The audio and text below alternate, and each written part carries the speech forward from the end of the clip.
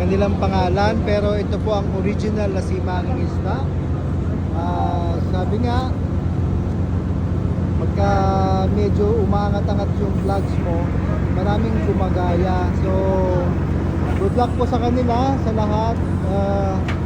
Lang nagko-content din ng content lang sa akin na katulad, pero sabi ko nga, original is always the best at kakaiba guys. Kaya stay tuned mga Kasibanging Isda, at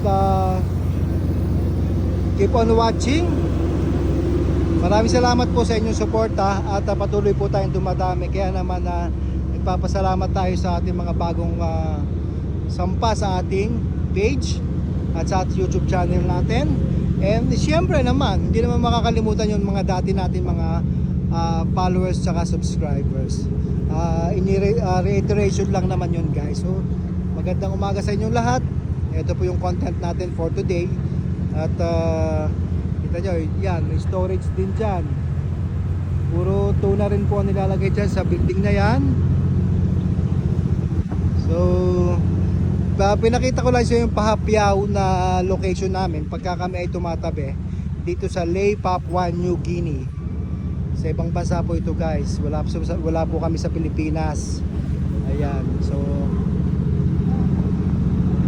panoorin nyo lang po ang aking mga vlog guys, kasi nandyan naman lahat po ang detalye. Sa mga gusto mag-apply, panoorin nyo lang po yung mga vlogs ko doon sa regarding application.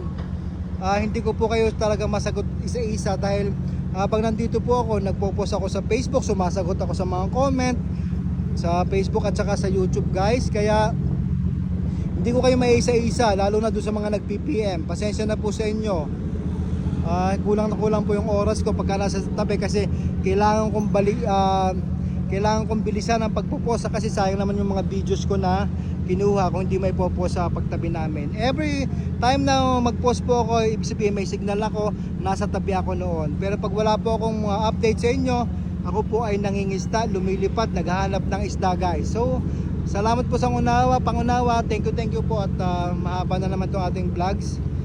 At ito po ulit ang inyong original Simanging Isda, the original, the only one. Magandang umaga po, at ingat po kayo. God bless po, at sana po panoorin nyo aking mga vlogs. Ayan, Simanging Isda lamang po. Magandang umaga.